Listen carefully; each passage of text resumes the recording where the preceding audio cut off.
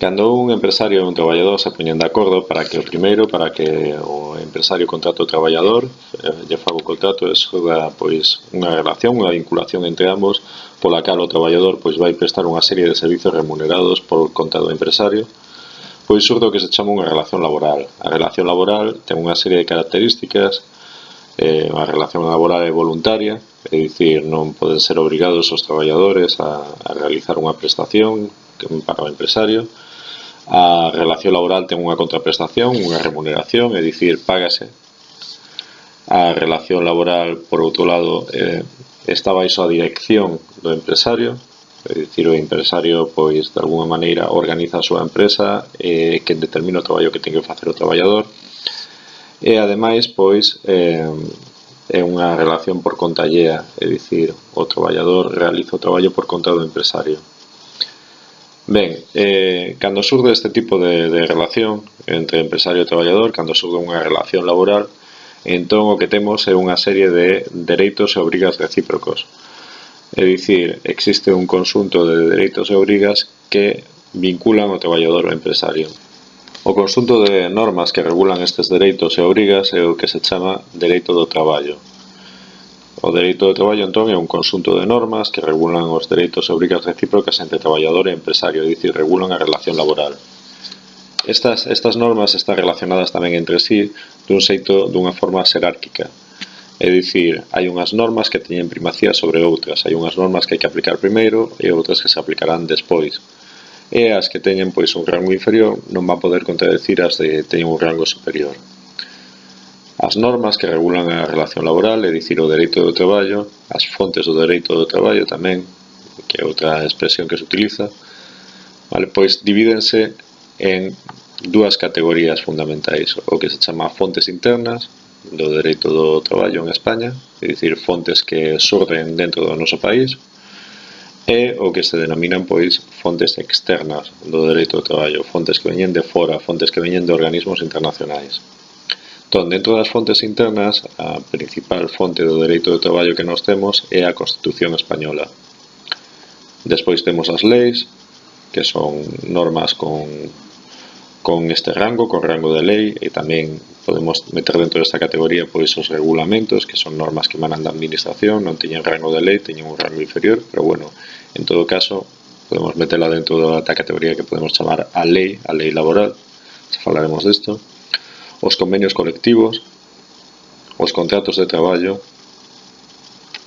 o costume, a xurisprudencia e os principios xerais do dereito.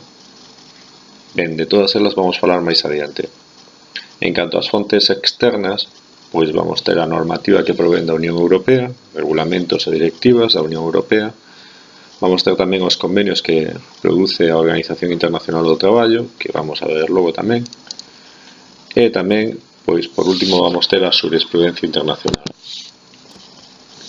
Ben, vexamos brevemente estas categorías.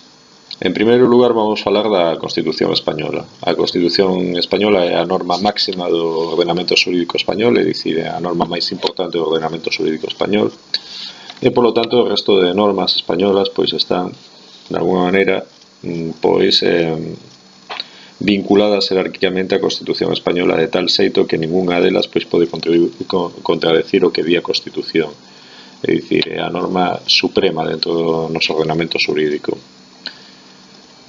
Vai ter primacía, polo que acabamos de dicir, sobre o resto de normas internas. Sobre as externas non, xa vamos falar logo. Existe unha xerarquía entre todas as normas, o dixemos antes. E entón, para deixar claro un pouco cal é a primacía entre todas as normas internas e as normas externas, temos que, en primeiro lugar, pois teñen primacía as normas europeas, como dixemos antes.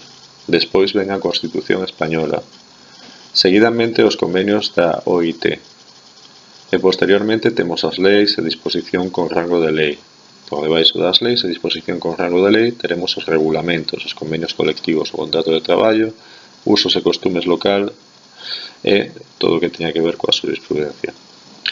A xerarquía implica que as normas conteñen disposicións contrarias, pois indica que a norma de rango superior terá primacía sobre a norma de rango inferior, é dicir, se unha norma ten unha disposición contraria a outra, temos que ver cal ten maior xerarquía, cal ten maior rango, e a norma de rango superior pois terá primacía sobre a norma de rango inferior. Para a aplicación, por último, das normas laborais, pois existe unha serie de principios tamén, existe unha serie de principios que de alguna maneira nos indican tamén, cando temos dúas normas do mesmo rango, cal tenemos que utilizar. Entón, pois, un destes principios é o que se chama o principio de norma mínima. As normas de rango inferior, este principio significa que as normas de rango inferior poden ampliar os dereitos laborais das normas de rango superior, pero nunca empeoralos. ¿Vale? É dicir, se a norma de rango superior, por exemplo, a Constitución establece un dereito, pois unha lei, vale, pode ampliar ese dereito, pero nunca minoralo.